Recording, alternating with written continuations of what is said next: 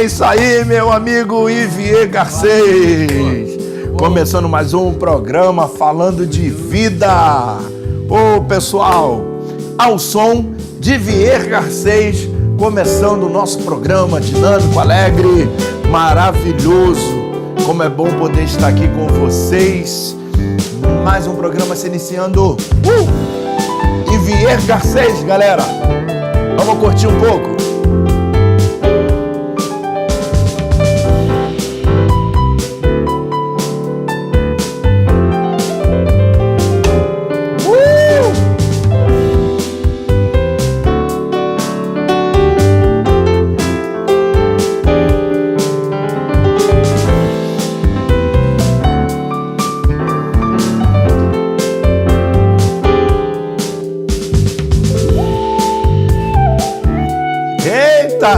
Que maravilha!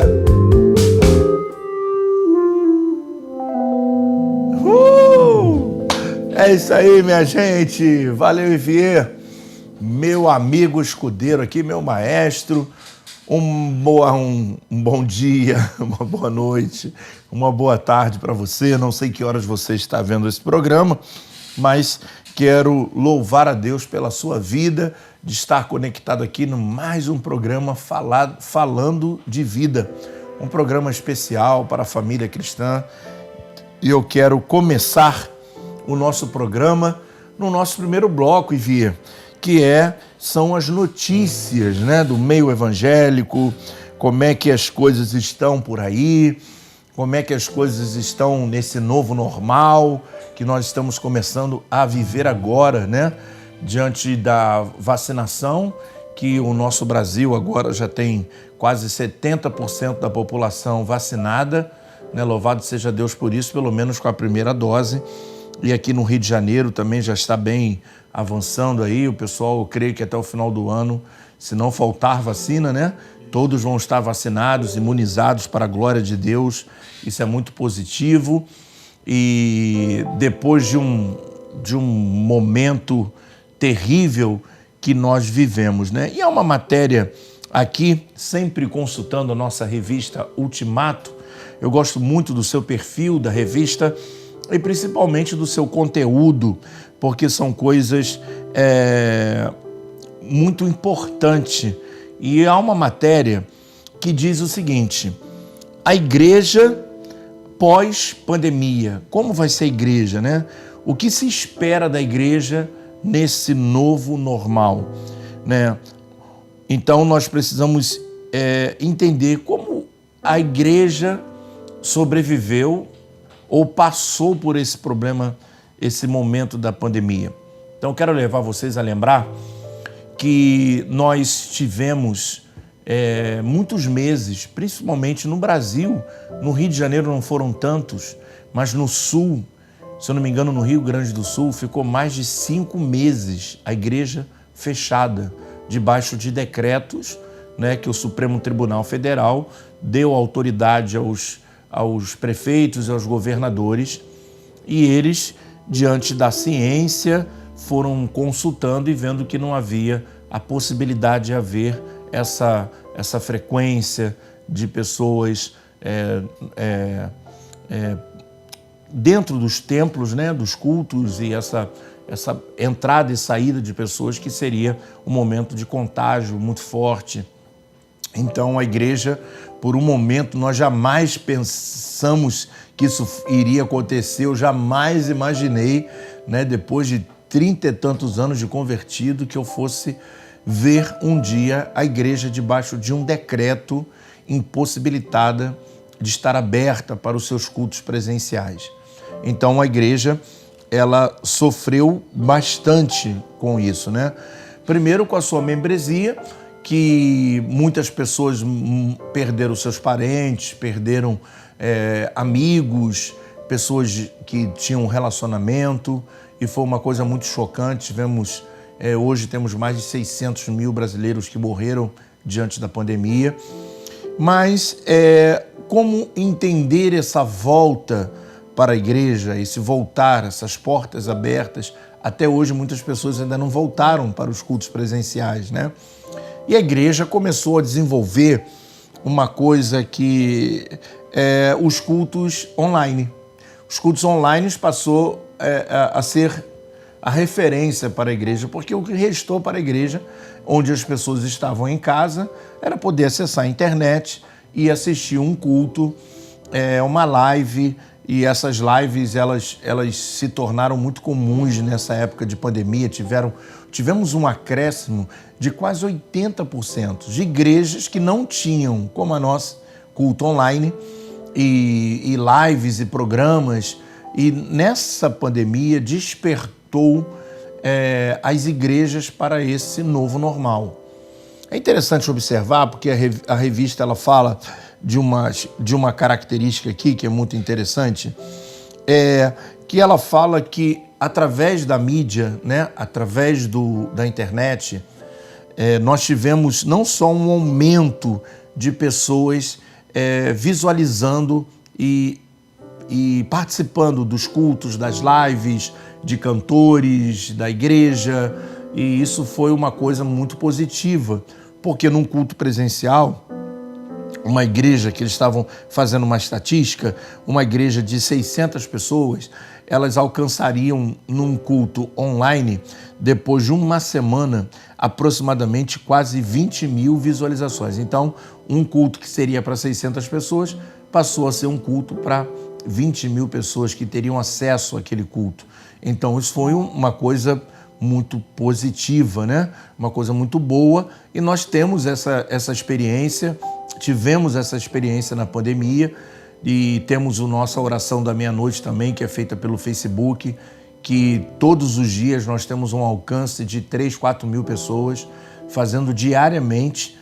Então isso é uma coisa que ajudou muito as pessoas no momento do medo, do pânico, da depressão, da dificuldade financeira que muitos viveram, que perderam seus empregos, aqueles que não faziam parte do trabalho essencial, e essas pessoas perderam seus empregos, muita gente. Hoje nós temos aproximadamente 15 milhões de brasileiros desempregados e vivendo de forma informal, vendendo alguma coisa, vendendo uma bala, uma água, estando nos sinais, e virou a realidade do nosso país, onde também teve aumento do MEI, né, dos micros empreendedores que cresceram demais, de pessoas que estão trabalhando por conta própria.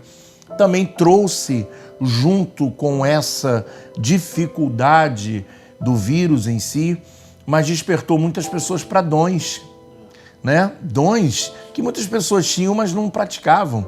Então nós temos pessoas que costuram e aí começaram a costurar, uma forma de ganhar dinheiro, outros que trabalham fazendo comida e delivery, começaram a aprimorar os seus dons, e pessoas que trabalham com diversas coisas, né?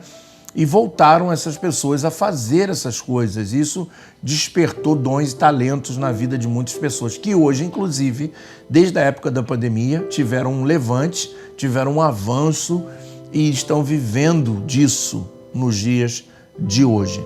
Estamos em setembro já de 2021 e estamos vivendo essa realidade desse impacto que houve não só no Brasil, mas no mundo. Mas quando vamos falar dessa questão administrativa, nós vamos ver o lado positivo. Mas a pergunta e o interessante do questionamento pós-pandemia é o que espiritualmente isso mudou na vida das pessoas. E aí nós vamos ter uma estatística aqui muito tenebrosa, porque diz que mesmo com todas as lives, mesmo com o universo digital, mesmo com toda a influência que pastores, líderes tiveram diante da sociedade, seus alcances, nós tivemos aproximadamente 30% da igreja entrando em depressão, de pessoas que frequentam a igreja. Nós temos aproximadamente 25% de pessoas que frequentam a igreja que hoje estão vivendo a crise de ansiedade. Então nós podemos observar que mesmo diante de um crescimento de alcance, isso não foi suficiente para desenvolver a vida espiritual das pessoas. Uau! Então esse novo normal não é bem um novo normal, né? Então, aquilo que era para trazer uma coisa bem mais positiva acabou não gerando nenhum tipo de resultado, apesar das lives e de tudo. Então, nós observamos que é muito importante, o templo está aberto, não é? Então, muitas pessoas que estavam no templo, que aconteceu essas tragédias, que hoje estão pedindo ajuda por causa das doenças psicossomáticas, porque a crise de ansiedade, a crise do pânico e fobia, e pessoas que hoje não conseguem mais entrar no elevador, e pessoas que estão no medo, vivendo debaixo de medo, de pavor, porque a mídia ela é tão cruel, né? Que diminuiu o número de mortes da pandemia, apesar de essa variante aí, Delta, estar fazendo com que pessoas sejam ainda contaminadas pelo vírus, mas é interessante observar que agora voltou as reportagens que tinham antigamente, como assalto, roubo, suicídio. Então, é uma forma de oprimir as pessoas. Esse jornalismo que nós temos no Brasil, sensacionalista, né, que nos leva. Então, uma pessoa que já vivia com medo na época da pandemia, agora vendo a realidade que sempre houve, isso não saiu, isso não deixou de ser, né? E as pessoas agora olhando e vendo essa situação e assaltos e tudo, e as pessoas não estão com medo de sair de casa, estão com medo de ir para a rua, e tem muitos que ainda estão trabalhando de forma remota em casa, e agora a tendência é esse novo normal não ser uma coisa, algo tão positivo. Então a revista fala que é muito importante que foi feita uma pesquisa, e essa pesquisa diz aqui que 80% das pessoas entrevistadas na rua durante a pandemia queriam voltar aos templos, né? Então a necessidade de estar em comunhão com a igreja, como isso é importante, como isso fez falta na vida das pessoas. Então nós podemos observar que uma live, que um programa não é capaz de ajudar as pessoas como num culto presencial, como as pessoas podendo ir ao altar do Senhor, chorar, orar, buscar a Deus, de levantar as mãos, ouvir uma boa música, né? Então isso tudo ficou perdido na época da pandemia. E a estatística, ela vem dizendo que muitas igrejas se fecharam durante esse período da pandemia. Muitas igrejas fecharam no Brasil por falta de recursos e por causa das membresias que não voltaram à igreja. Seus membros não voltaram para os cultos. Isso é uma realidade.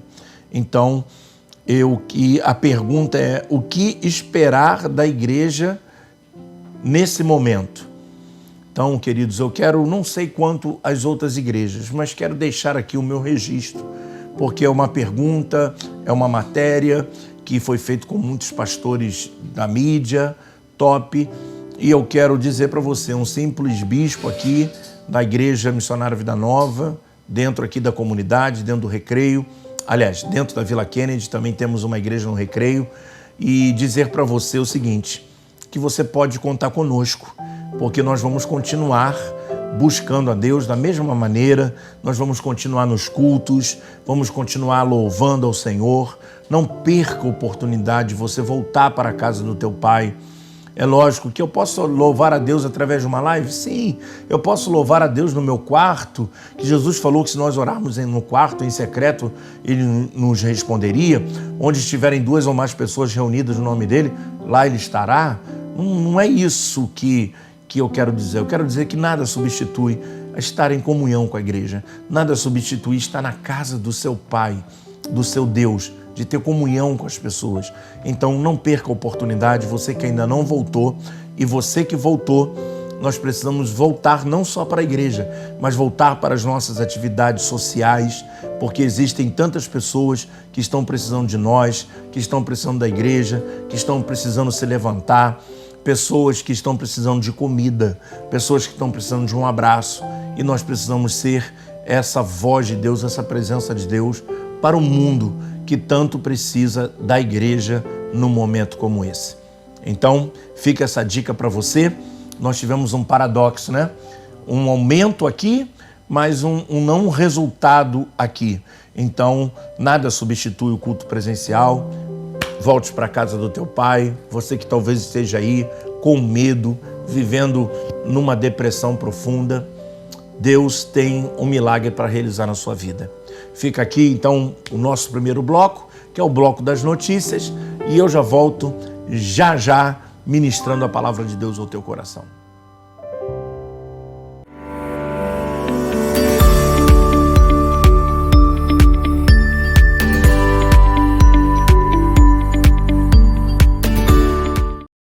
Eu entendo quando Deus fala que Ele é Deus de Abraão. Eu entendo quando Ele fala que é Deus de Isaac.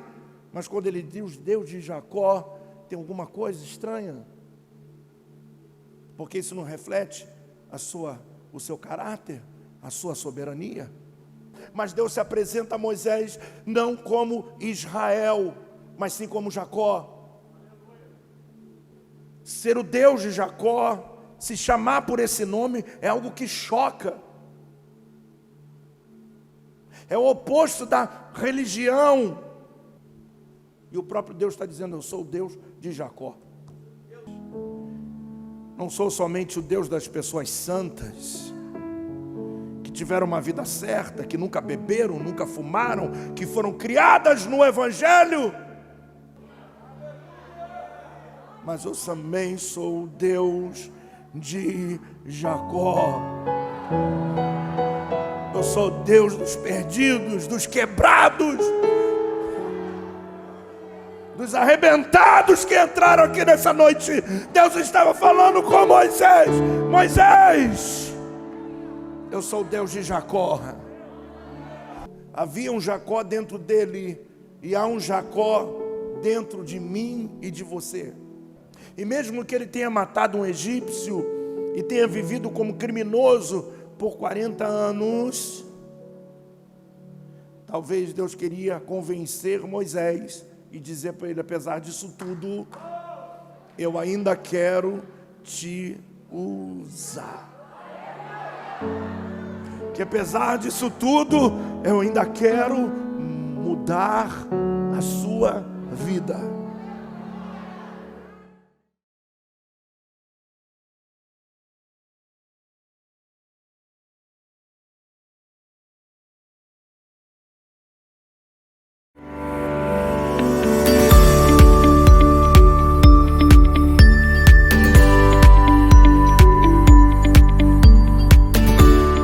Bom, queridos, estamos de volta com um programa falando de vida. E agora eu quero ministrar uma palavra poderosa da parte de Deus ao seu coração.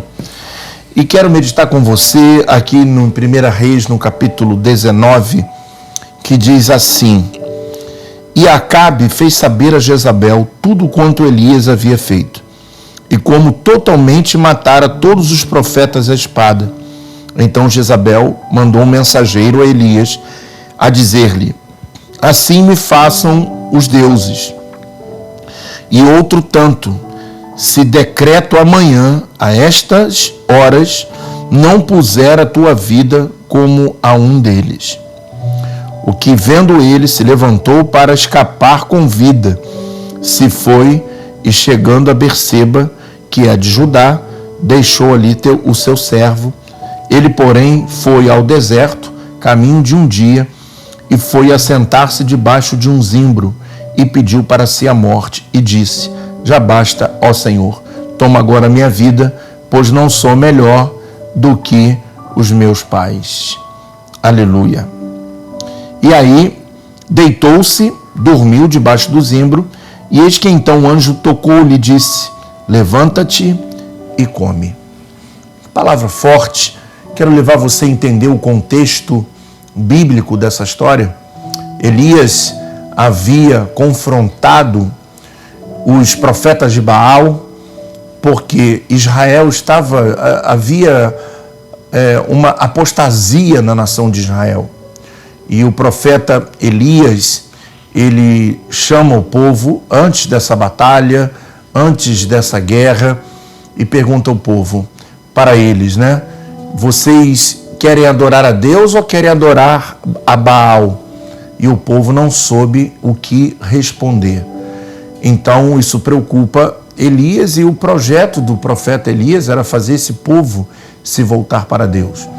Então há um desafio, desafia os profetas de Baal, que o governo de Israel, do Reino do Norte, quando se fala de Israel, está falando de Acabe, que era o rei, e a sua esposa, que era Jezabel, que era uma mulher sírio-fenícia, que não tinha nada a ver com a cultura judaica, que trouxe os seus deuses da sua terra para lá, de adoração, e aí o povo havia se prostituído espiritualmente, eles estavam numa escassez espiritual, e aí Elias desafia os profetas de Baal e coloca lá um holocausto e diz o seguinte: vocês vão clamar o Deus de vocês, eu vou clamar o meu, e aquele que mandar fogo do céu vai queimar o holocausto, e aí nós vamos saber quem é o Deus verdadeiro, se é o Deus de Israel ou se é o Deus de Jezabel, e são os Baals da vida. E naquele momento, então, Deus dá uma grande vitória, porque eles ficaram clamando, e o fogo não desceu. E Elias ora, e o fogo desce do céu e queima aquele holocausto. E aí Elias ouve o povo dizer: só o Senhor é Deus, só o Senhor é Deus. E diz o texto, aqui no capítulo 18, que Elias então matou 450 profetas ao fio de espada. Então, quando nós vamos olhar esse texto, talvez seja o momento que todos nós esperamos na nossa vida, que é o momento da vitória, que é o momento de nós vencermos. Elias estava vivendo esse momento, aquilo que nós tanto buscamos, a vitória. E Elias não só viu Deus agir, mandando fogo do céu, não só viu Deus fazer um milagre, como também recebe força para matar sozinho 450 profetas de Jezabel. E aí, quando nós olhamos esse texto, nós vamos imaginar, Elias tinha tudo para estar extremamente feliz, porque o que nós buscamos, o que você, meu querido, está buscando na vida, diante de todas as adversidades que você está vivendo, é a vitória. E nós estamos buscando a Deus porque nós queremos viver a vitória. Nós não queremos viver a derrota. Nós não queremos ser envergonhados na nossa esperança.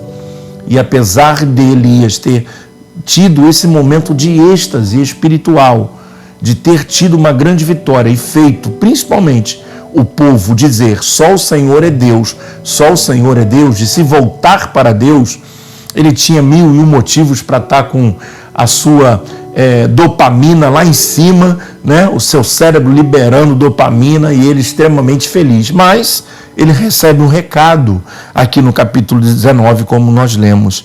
Acabe fez fazer Jezabel tudo o que havia acontecido, que os profetas tinham sido mortos ao fio de espada.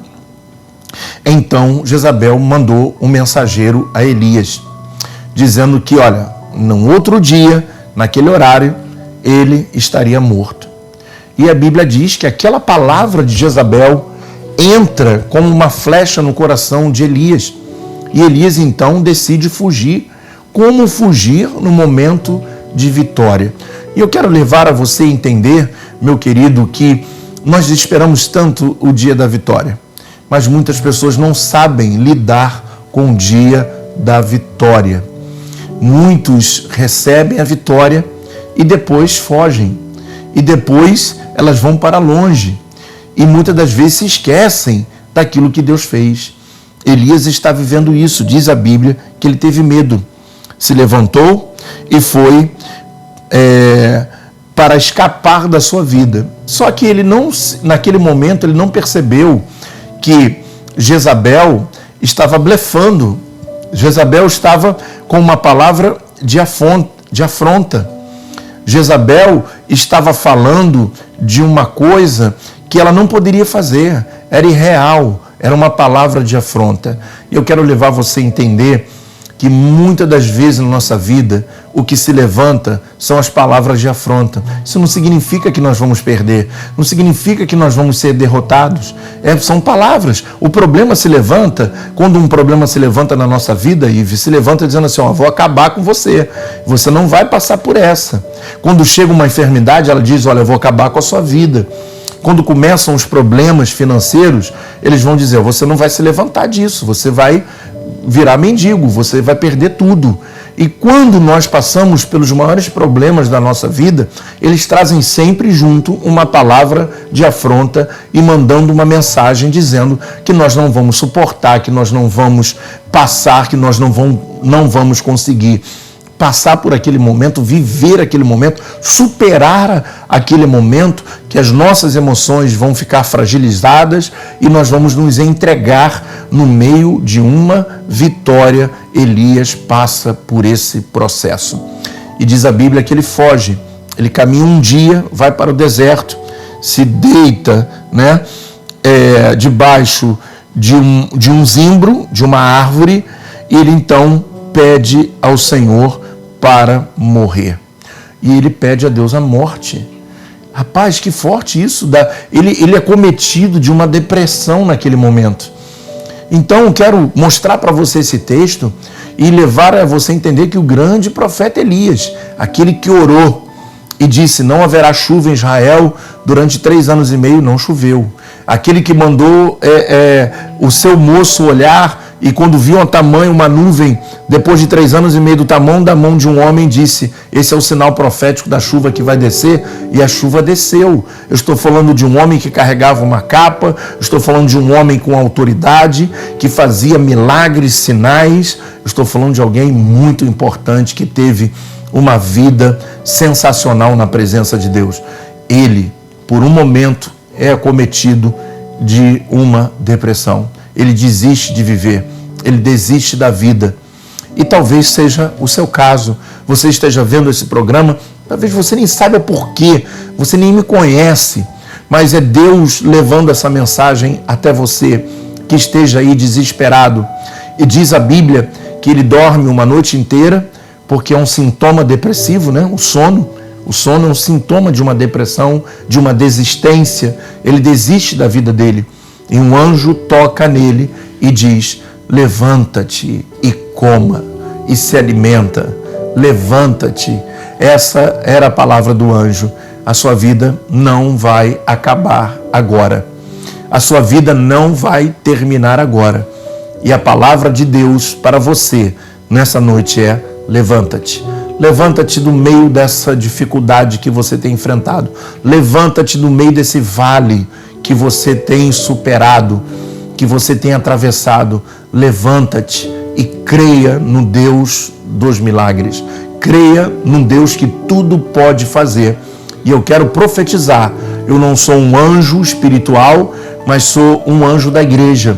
Sou o bispo primaz da igreja e quero dizer para você que como Deus usou um anjo, Deus está me usando para dizer para você, para os Elias dessa geração, homens e mulheres de Deus, que por um momento estão sendo fracos, por um momento estão desistindo da vida. Agora, meu irmão, agora não. Satanás não vai nos vencer. Ele não pode nos tocar. Então, o que você está vivendo são palavras potencializadas pelo inimigo. Os problemas se levantam dizendo que acabou, mas eu quero dizer para você que não. Hoje Deus intervém na tua vida e Ele pode escrever uma nova história para você. Ele pode escrever um novo tempo na sua vida. E eu creio que pela fé estou falando com pessoas que Deus está apagando o ponto final, está colocando uma vírgula. E isso significa o que o anjo está fazendo. Quando o anjo toca e manda ele ficar de pé, ele se levantar, o anjo está apagando aquele ponto final que para Elias era um ponto final e coloca uma vírgula e diz, Elias, se levanta, come, porque nós temos muito que caminhar, ainda temos muito o que fazer, você ainda vai ter que ungir o rei da Síria, tu ainda vai ter que ungir o novo profeta no seu lugar. Então, meu querido, se levante nessa noite, creia que Deus é contigo, não dê valor às palavras de Jezabel, às palavras de afronta que tem se levantado contra a sua vida, e eu tenho certeza que que os dias melhores virão, que teu amanhã será muito melhor do que hoje. Eu tenho certeza de que uma nova vida Deus está preparando para você. Receba essa palavra, sinta aí na sua casa, no seu carro, não sei onde você está sentindo, no seu comércio, não importa, mas sinta o anjo tocando você e botando você de pé para continuar a sua história. O diabo não pode nos parar, ele não pode nos tocar. Então, creia nisso, receba essa palavra no teu espírito e que Deus abençoe você rica e abundantemente. Eu quero agradecer a todos, meu querido amigo Ivier, que está aqui comigo nesse programa. Nós estamos encerrando mais um programa falando de vida. Mas, nessa semana estamos de volta para abençoar a sua vida.